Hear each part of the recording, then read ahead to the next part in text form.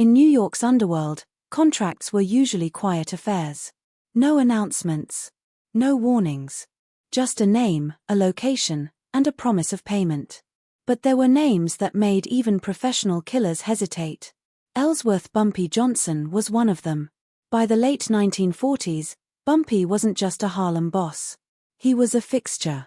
A man whose routines were known, whose presence was expected, and whose reputation was carefully earned.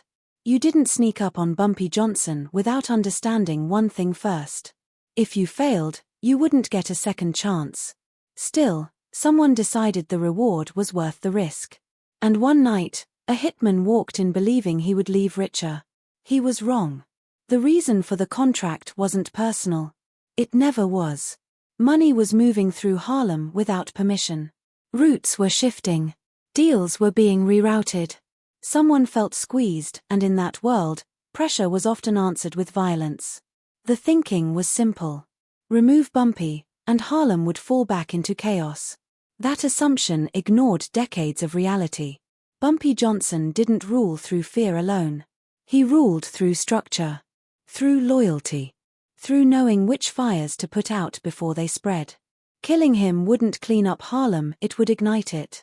But the men ordering the hit weren't thinking long-term. They wanted immediate relief. And so the contract went out. The man chosen wasn't reckless. He wasn't young. He had done this before. He studied Bumpy's movements carefully, where he ate, when he walked alone, which places felt safe. The mistake he made wasn't arrogance. It was underestimation. He believed Bumpy Johnson was a thinker, not a fighter. He believed age and reputation had softened him. And most dangerous of all, he believed Bumpy would never expect an attack in familiar territory. That belief followed him through the door. The setting wasn't dramatic. No alley. No dark corner. Just a place Bumpy knew well. The hitman moved in close, too close to turn back, too close to retreat quietly. He reached for the moment when surprise would do the work for him. But surprise only works once. Bumpy sensed something wrong instantly. Not panic. Recognition. Years in the underworld sharpen instincts the way no training ever could.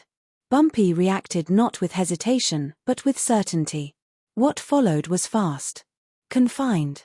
Unforgiving. No gunshots. No shouting. Just a struggle that ended with one man standing and the other permanently changed. When it was over, the hitman was alive. But his career was finished. In that world, survival wasn't mercy. It was messaging. Bumpy Johnson could have ended it. Many expected him to. But killing the hitman would have been easy and forgettable. Letting him live was strategic. Because men talked. And this man would talk too, whether he wanted to or not. His injuries made sure of that. His condition ensured that no one would mistake what happened for an accident. The message was unmistakable. If a professional couldn't finish the job, no amateur should try. The story didn't spread through newspapers. It spread through whispers. In bars. In back rooms. In quiet conversations where men lowered their voices when Bumpy's name came up. Details shifted with every retelling, but the core remained the same.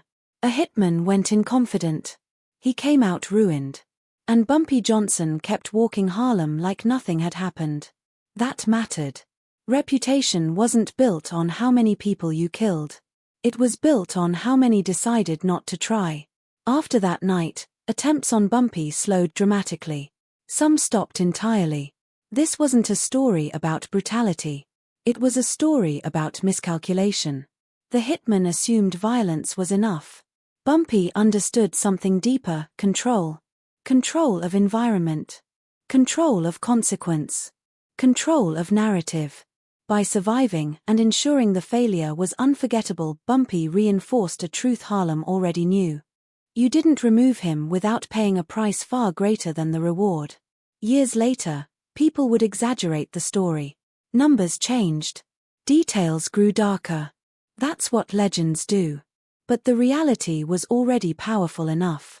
A man came to kill Bumpy Johnson. He failed. And that failure echoed louder than any success ever could. In the underworld, survival wasn't luck. It was warning. And that night, Harlem heard it clearly.